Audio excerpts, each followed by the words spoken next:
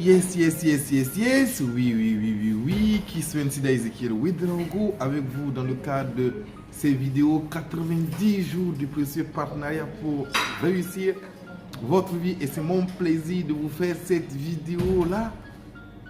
La vidéo justement sur les lifesavers. Rappelez-vous que nous sommes toujours en train d'étudier The Miracle Morning de Hal Elrod, d'accord, dans le cadre de notre parcours des 90 jours de pratique pour mettre en œuvre notre plan d'action personnelle de croissance, notre plan d'action justement de cette nouvelle année, de cette année que nous sommes en train de réussir. Je vous commence d'emblée avec la partie sur le S des silences, d'accord, des lifesavers, et avec une citation de Mahatma Gandhi où il dit: dans l'attitude du silence, l'âme trouve le chemin d'accès dans une lumière plus claire. Ce qui est insaisissable et trompeur se résout dans la clarté du cristal. Alors, le premier exercice que conseille Hal Elrod est le silence. Mais quand il dit le silence, en fait, il faut qu'on fasse confondre, pas juste être là, ne rien dire. Non, c'est un silence actif, c'est un silence résolu, comme il le dit. Et il cite justement Matthew Kelly avec, dans le livre du Rhythm of Life, où il dit: vous apprendrez plus en 1 heure de silence qu'en 1 an de lecture. Et ça m'a choqué quand même. Ça m'a giflé païalaï, comme on dit chez nous. Il dit: vous apprendrez plus en 1 heure de silence qu'en 1 année de lecture. Donc, il a dit de nous dire que nous regorgeons tellement de trésors. Nous avons en nous tellement de trésors que le silence résolu et absolu peut nous apporter tellement de réponses qu'en 1 année de lecture. Waouh. Mais vous savez pourquoi? Parce que quand vous avez ce silence-là, vous répondez aux véritables questions. Vous répondez aux véritables questions. Vous avez les vraies réponses. Par contre, les livres nous apportent d'autres réponses. Des réponses d'autres personnes, les réflexions d'autres personnes. Alors, mais comment démarrer vos jours? Comment démarrez-vous vos journées habituellement, comme il est dit dans le livre? Très souvent, ce sont les mots.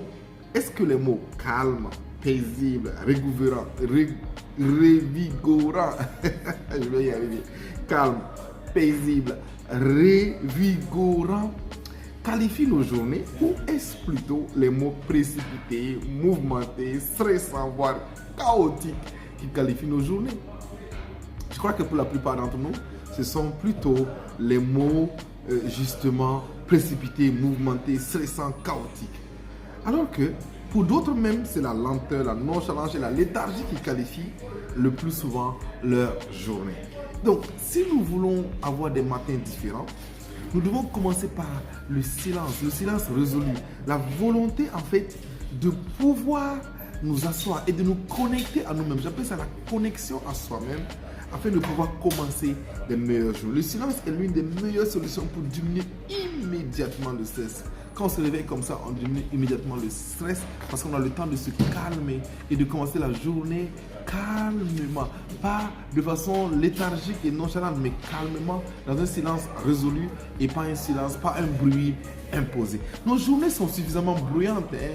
On passe pas mal de bruit autour de nous, le journal, les informations. Et tenez-vous, est-ce que vous savez qu'un homme en une journée a plus d'informations qu'il n'en aurait eu en 100 ans?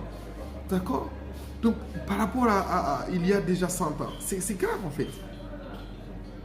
Alors, quels sont les exercices qu'on peut faire? Hal Elrod cite quelques exercices pêle-mêle. Il dit dans le désordre: méditation, prière, réflexion, respiration profonde et gratitude. Moi, personnellement, mes préférés, c'est méditation, prière et gratitude. D'accord? Méditation, la réflexion, je la réserve pour... Bon, je réfléchis souvent, très souvent quand je conduis, très souvent le soir. Mais déjà, la méditation, la prière et la gratitude sont les exercices que j'aime bien pouvoir pratiquer. D'accord? 1 minute, je vous reviens tout à l'heure.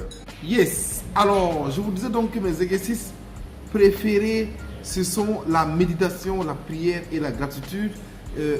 Justement parce que ces trois-là me permettent vraiment de rentrer dans un silence résolu qui m'aide beaucoup à commencer mes journées calmement. Mais c'est quand même intéressant de voir qu'il précise des astuces. C'est pour ça que j'aime ce livre-là. Il dit: il est primordial que vous sortiez du lit pour ce premier exercice. Oui. La plupart d'entre nous, on va rester dans le lit pour dire on va méditer. Je me rappelle quand on devait prier avec ma mère quand on était petit. Quand tu es dans le lit, c'est clair que tu ne vas pas prier. À un moment donné, tu vas t'endormir.